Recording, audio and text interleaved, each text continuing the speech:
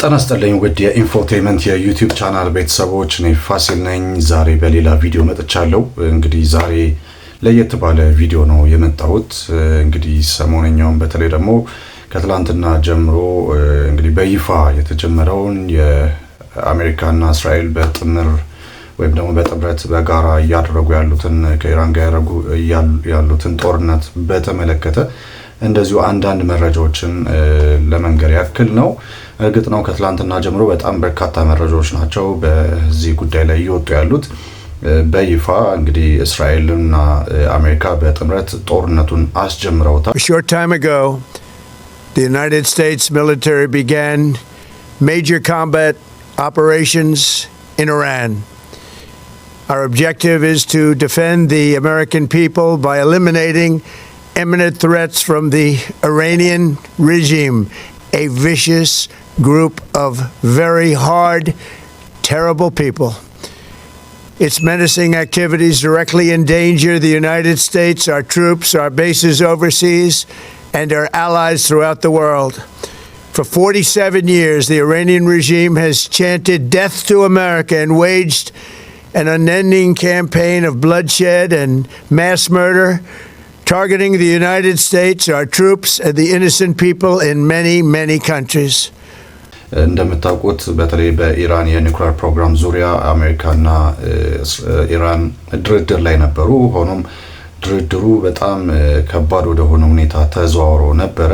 የአሜሪካ ፕሬዚዳንት ዶናልድ ትራምፕም በቃ ከዚህ በኋላ ሰልችቶኛል፣ ኢራን ምንም በቃ ልትስማማ አልቻለችም፣ ስለዚህ ከዚህ በኋላ ምንም አይነት ትዕግስት የለኝም ብለው በነበረበት ሰዓት ነው እንግዲህ ይሄ ነገር የተጀመረው። ስለዚህ እስራኤል ቀጥታ የሀገሬን ስጋት ለማስወገድ በሚል ነው ጦርነቱን ያስጀመረችው። እርግጥ ነው እስራኤል ይሄንን ጦርነት ስታስጀምረው አሜሪካም ከጎኗ እንዳለች ይታወቃል።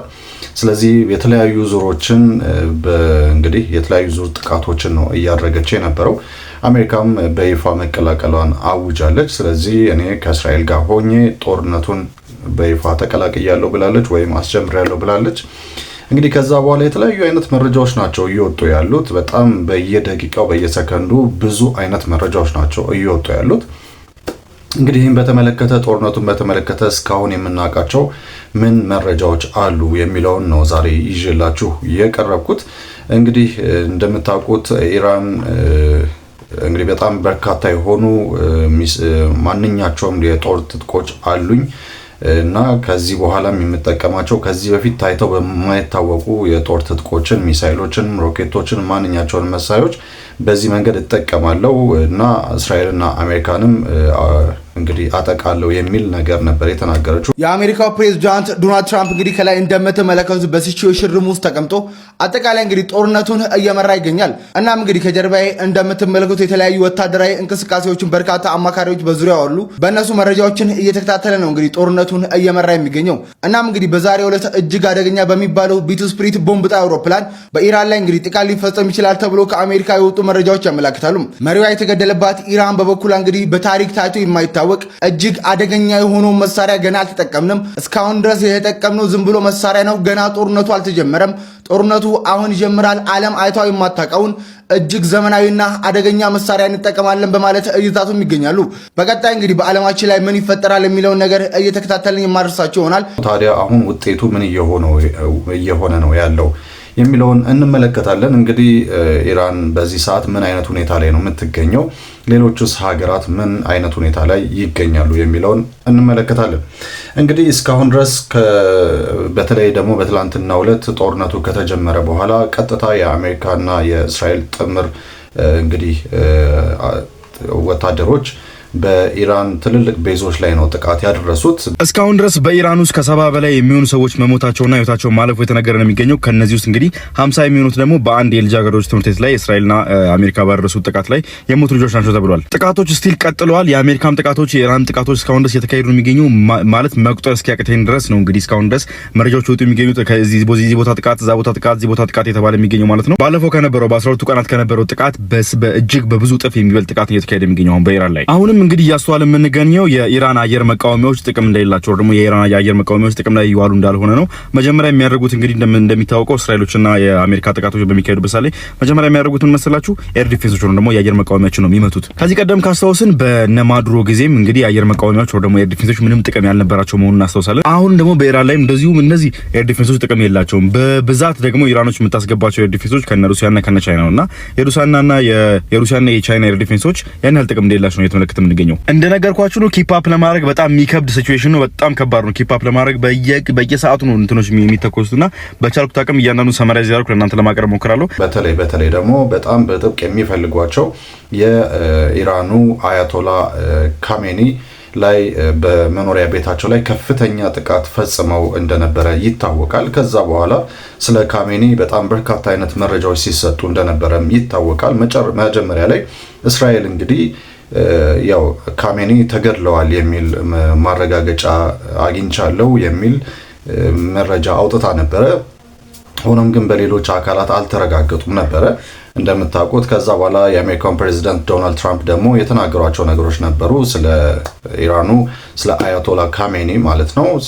እንግዲህ እኚህ ሰው በጣም በታሪክ ውስጥ በጣም ኢቪል የሆነ ሰው ነው ይሄ ሰው እያሉ ነበር ዶናልድ ትራምፕ በራሳቸው የሶሻል ሚዲያ ፕላትፎርም ላይ የገለጹት።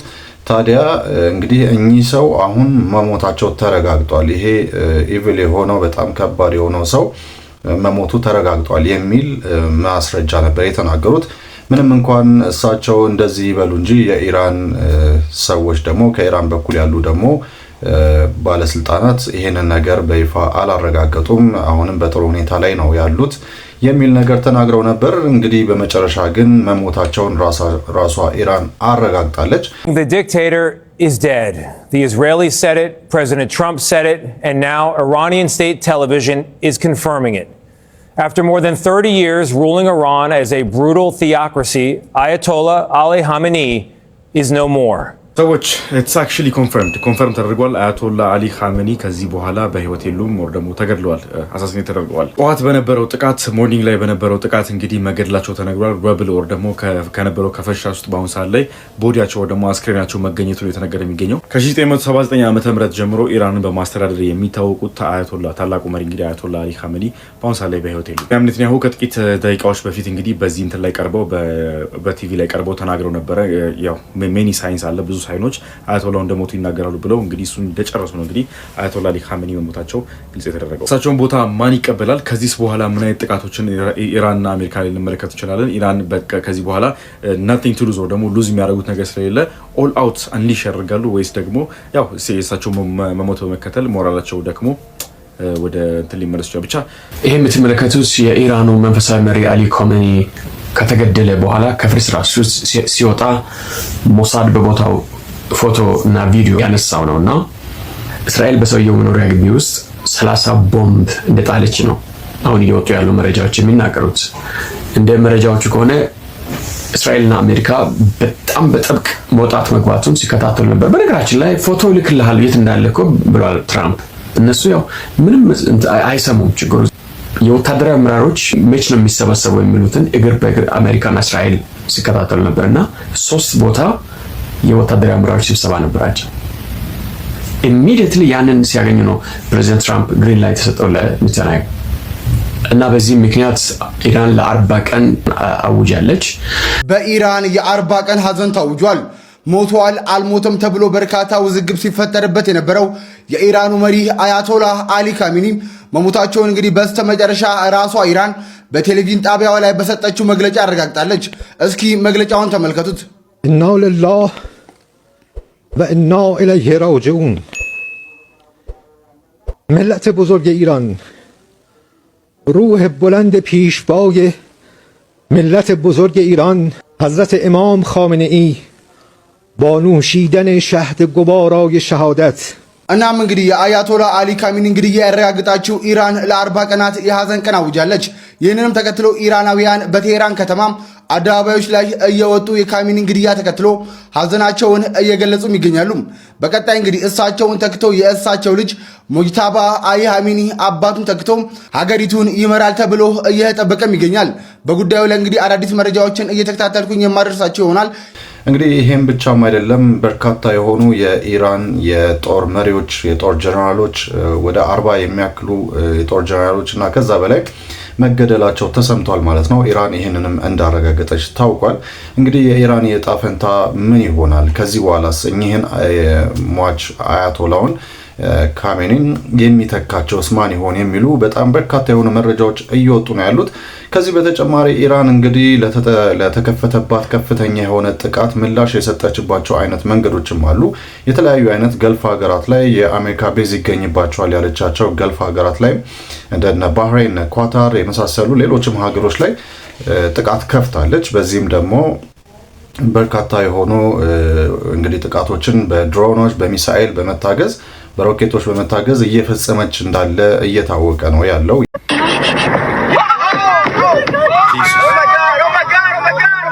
አሁን የተመለከትነው ፎቶ ቪዲዮ እንግዲህ በባህሬን ውስጥ የሚገኝ የዩናይትድ ስቴትስ ቤዝ ወር ደግሞ የአሜሪካ ቤዝ ላይ ልክ የኢራን ሚሳይል ኢምፓክት ሲያደርግ የተቀረጸ ቪዲዮ ነው። መካከለኛው ምስራቅ ላይ የቀራት ሀገር የለም ከኦማን ውጪ፣ ከኦማንና ከየመን ውጪ የቀራት ሀገር የለም። እንትና ኢራን ሁሉም ላይ ነው ሚሳይል የተኮሰች የምትገኘው በአሁኑ ሰዓት ላይ።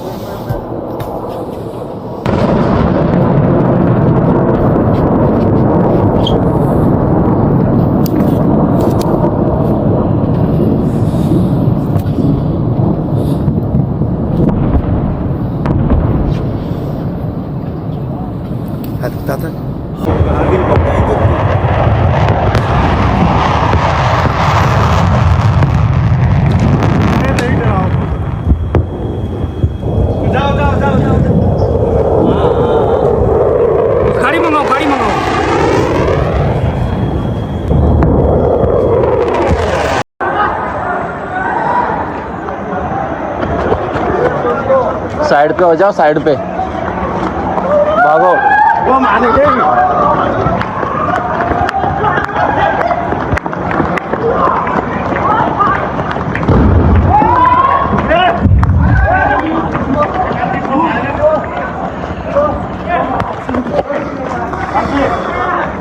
Oh my God.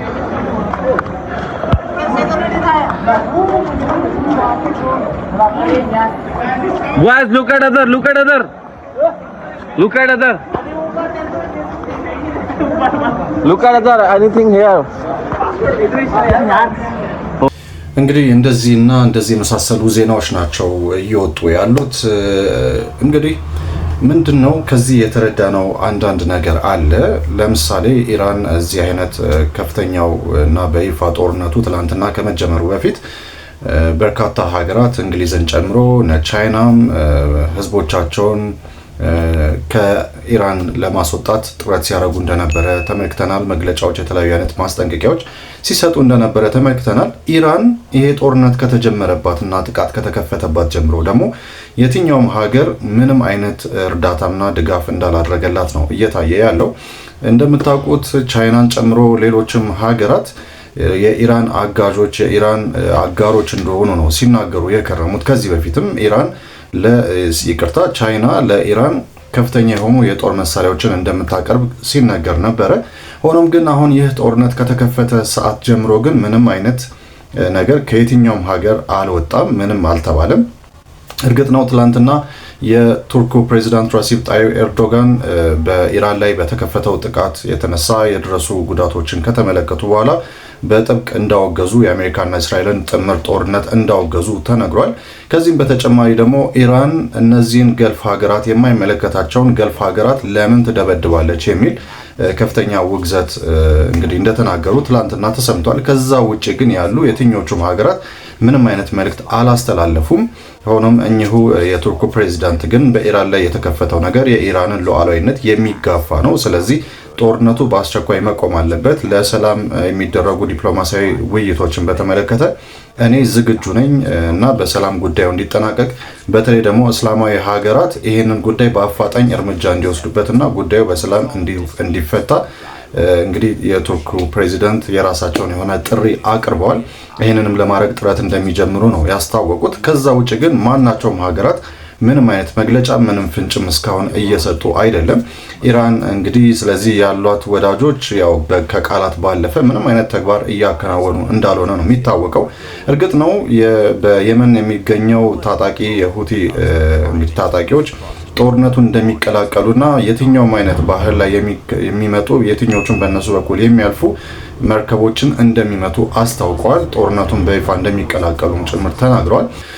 ይሄ ብቻም አይደለም፣ የሚያስፈራውና በጣም በትልቁ በቃ ሲጠበቅ የነበረው ነገር ኢራን የሆርሙዝ የባህር እንግዲህ መንገድን ዘግታለች። ለጊዜው ማንኛቸውም የነዳጅ ጫኝ መርከቦች እንቅስቃሴ እንዲያቆሙ ተደርጓል። እንግዲህ 20% የሚሆነው የዓለም የነዳጅ እንግዲህ መርከቦች የሚንቀሳቀሱበት ቦታ ያው የሆርሙዝ የባህር ወሽመጥ ነው። ስለዚህ በዛ ቦታ ምንም አይነት የመርከብ እንቅስቃሴ የነዳጅ እንቅስቃሴ እንዳይደረግ አግዳለች ማለት ነው። ይሄ ደግሞ የዓለም የነዳጅ ዋጋን በጣም በከፍተኛ ሁኔታ ያንረዋል ተብሎ ነው እየተጠበቀ ያለው። እንግዲህ ይህ በጣም በቀላሉ የሚታይ ነገር አይደለም። አሁን ላይ በጣም አሳሳቢና አስደንጋጭ ዜና እየተሰማ ነው። ኢራን የስትሬት ኦፍ ሆርሙዝ የሚባለው ወይም ደግሞ የሆርሙዝ ሰርጥ የሚባለው መዝጋቷና ኖ ሺፕስ አላውድ ወይም ደግሞ ምንም መርከብ ማለፍ አይችልም እያለች እንደሆነ ታውቋል። ይህን የሚያሳወቀው እንግዲህ የዩሮፒያን ዩኒየን ናቫል ሚሽን ኦፊሻል ነው ወይም ደግሞ ባለስልጣን በዛ በኩል ለማለፍ ሲሞክሩ እንግዲህ ከኢራን ሬቮሉሽነሪ ጋርድስ ኖ ሺፕ ኢዝ አላውድ ቱ ፓስ ዘ ስትሬት ኦፍ ሆርሙዝ ወይም ደግሞ ምንም አይነት መርከብ የሆርሙዝ ሰርጥን ለማለፍ አልተፈቀደለትም፣ አያልፍም የሚል መልእክት እንደደረሳቸው ተናግረዋል። ይህ ነገር ለምን አሳሳቢ እንደሆነ ልንገራችሁ። የዓለማችን ኦይል እና ጋዝ ፍሎ 20% የሚሆነው በዚህ በኩል ነው የሚያለው። ነዳጅ በዓለም አቀፍ ደረጃ ይጨምራል። ጦርነቱ ገና እንደተጀመረ እንኳን ጠዋት ላይ 10% ጨምሯል ክሩድ ኦይል ፕራይስ ዓለማችን ላይ ማለት ነው። ይሄ ነገር እንግዲህ እንዴት አፌክት ያደርጓል የሚለውን ኢቭን ወደ ኢትዮጵያ ራሱ እኛን አፌክት ሊያደርገን ይችላል። ስለዚህ ይሄ ነገር በጣም አሳሳቢ ነው። ስለዚህ ከዚህ በኋላ ያሉት ነገሮች ምንድን ናቸው? በእርግጥም አንዳንዶች እንደሚሉት አንዳንድ ተንታኞች እንደሚናገሩት ኢራን የተገደሉባት አመራሮች ከተገደሉ በኋላ ጦርነቱን ታቆማለች ወይስ ተሸንፋ ተስፋ ትቆርጣለች ወይስ ደግሞ ልክ እንደዛታችሁ ደግሞ ሌሎች ከባባድ የሆኑ የጦር መሳሪያዎቿን ተጠቅማ እነዚህን ሀገራት ታጠቃለች የሚለው ነገር የሚጠበቅ ነው። እርግጥ ነው በጣም አስፈሪና የዓለምን ታሪክ ሊቀይራል ተብሎ እየተጠበቀም ያለ ነገር ነው። እንግዲህ ይሄን በተመለከተ የኢትዮጵያ የውጭ ጉዳይ ሚኒስትር ደግሞ መግለጫ ሰጥቷል። ይሄን በተመለከተ ምንድን ነው የሰጠው መግለጫ የሚለውን እንከታተላለን። በዚህ ሰዓት እጅግ አስቸኳይ የተባለ የጥንቃቄ መልእክት የኢትዮጵያ መንግስት አስተላልፏል። በመካከለኛው ምስራቅ ለሚገኙ ኢትዮጵያውያን የቀረበ አስቸኳይ ጥሪ ነው። ሁላችሁም ሼር አድርጉት። በመካከለኛው ምስራቅ እየተከሰተ ካለው ወቅታዊ ግጭት ጋር ተያይዞ በዚያ የሚገኙ ኢትዮጵያውያን ከቤታቸው እንዳይወጡና እንዲሁም ደግሞ አስፈላጊው ጥንቃቄ እንዲያደርጉ የውጭ ጉዳይ ሚኒስቴር ጥሪ አቅርቧል። መንግስት ቀውሱ ያለበትን ሁኔታ በአንክሮ እየተከታተለ መሆኑ የገለጹት አምባሳደሩ ዜጎች በአካባቢያቸው የሚሰጡ መመሪያዎች በጥንቃቄ እንዲከታተሉም አሳስበዋል። እሺ፣ ስለዚህ ይህንን ይመስላል ማለት ነው። እንግዲህ በየደቂቃው በየሰዓቱ የተለያዩ አይነት መረጃዎች የተለያዩ አይነት አዳዲስ የሆኑ ነገሮች እየወጡ ነው ያሉት። ይሄ እንግዲህ ከትላንትና እስከ ዛሬ ጠዋት ድረስ ያለው መረጃ ነው። ዛሬ እሁድ ማርች 1 ድረስ ያለው መረጃ ነው የነገርኳችሁ። ከዚህ በኋላም ደግሞ አዳዲስ የሆኑ ነገሮች ይወጣሉ። እነሱን ደግሞ እንግዲህ በጊዜ ሂደትን የምንመለከት ይሆናል። ለሌሎች ቪዲዮዎች በተለይ ደግሞ ከኢሚግሬሽን ጋር የተያዙ ከዲቪ ከቪዛ ጋር የተያዙ ጉዳዮችን ደግሞ በሚቀጥሉት ጊዜያት ይዤላችሁ የምቀርብ ይሆናል። እንግዲህ ይህንን ይመስላል የዛሬው መረጃ። ለዚህ ቻናል አዲስ ከሆናችሁ ሰብስክራይብ ማድረጋችሁን አትርሱ። እንደዚሁም ደግሞ ይህንን የደውል ምልክት ከነካችሁ እያንዳንዱ ቪዲዮ አያመልጣችሁም። እንግዲህ ባላችሁበት ሁላችሁም በተለይ ደግሞ ከኢትዮጵያ ውጭ የምትገኙና በተለያዩ አይነት ሀገራት የምትገኙ ሁሉ ራሳችሁን እንድትጠብቁ በዚህ አጋጣሚ ላስታውሳችሁ እወዳለሁ። በሚቀጥለው በሌላ መረጃ ተመልሰን እንገናኛለን። እኔ ፋሲል ነበርኩ። ይህ የኢንፎቴመንት የዩቲዩብ ቻናል ነው።